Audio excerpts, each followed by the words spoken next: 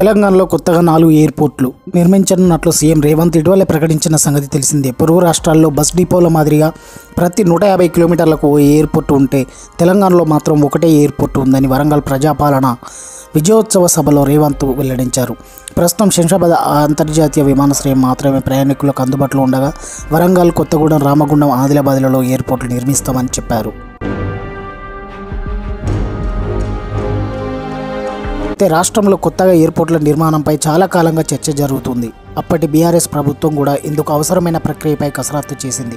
Airport authority of India బృందం తెలంగాణలో పర్యటించి టెక్నో ఎకనామిక్ ఫిజిబిలిటీతో పాటు ఇతర అంశాలపై పరీక్షలు నిర్వహించింది. ఆ తర్వాత వివిధ కారణాలతో కొత్త ఎయిర్పోర్ట్ల నిర్మాణానికి ముందడుగు పడలేదు. తాజాగా కాంగ్రెస్ సర్కార్ తీసుకున్న చర్యలతో రానున్న రోజుల్లో రాష్ట్రంలో కొత్తగా 4 విమానాశ్రయాలు అందుబాటులోకి రానున్నాయని, కాగా అందులోనూ వరంగల్ ఎయిర్పోర్టు అన్నిటికంటే ముందుగా అందుబాటులోకి వచ్చే ఛాన్స్ ఉంది. హైదరాబాద్ తర్వాత తెలంగాణలో అతిపెద్ద నగరం వరంగల్. ఇక్కడి మామునూరులో నిజాం కాలంలోనే ఎయిర్పోర్ట్ నిర్మించారు. మామునూరు ఎయిర్పోర్ట్ మూతపడి దాదాపు 32 ఏళ్ళు దాటింది. దీనికి 696 ఎకరాల భూమి ఉండగా మరికొంత భూమి కావాలని airport authority of India Telangana ప్రభుత్వం దృష్టికి తీసుకెళ్లింది. దీంతో ఎయిర్పోర్టు విస్తరణకు అవసరమైన 253 ఎకరాల భూసేకరణకు ఇటీవల రేవంత్ సర్కార్ 205 కోట్లను విడుదల చేసింది.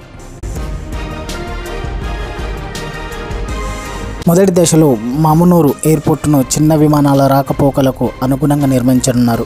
ఈ ఎయిర్పోర్టు మాస్టర్ ప్లాన్ తయారీ అభివృద్ధికి సుమారు 8 నెలల గడువును టార్గెట్గా పెట్టుకున్నారు. రెండో దశలో పెద్ద విమానాలు, కార్గో విమానాల ఆపరేషన్కు వీలుగా నిర్మించనున్నారు. వచ్చే 4 ఏళ్లలో మామునూరు ఎయిర్పోర్టుతో పాటుగా కొత్తగూడెం, రామగుండం, ఆదిలాబాద్ ఎయిర్పోర్ట్లను అందుబాటులోకి తీసుకొచ్చేందుకు కసరత్తు చేస్తున్నారు. అందులోనూ వరంగల్ ఎయిర్పోర్ట్ ముందుగా అందుబాటులోకి వస్తుందని ప్రభుత్వ పెద్దలు చెబుతున్నారు. ఈ 4 ఎయిర్పోర్ట్లతో పాటుగా మహబూబ్ నగర్, నిజామాబాద్ జిల్లాలోనూ విమానాశ్రయ ఏర్పాట్లపై ఎయిర్పోర్ట్ అథారిటీ ఆఫ్ ఇండియా బృందం క్షేత్రస్థాయిలో పర్యటించింది. అయితే ఇక్కడ ఎయిర్పోర్ట్ల ఏర్పాటుకు పరిస్థితులు అనుకూలంగా లేనట్లు సంస్థ అయితే గుర్తించింది. ప్రస్తుతానికి వీటిపై సస్పెన్స్ నెలకొన్నట్లు తెలిసింది.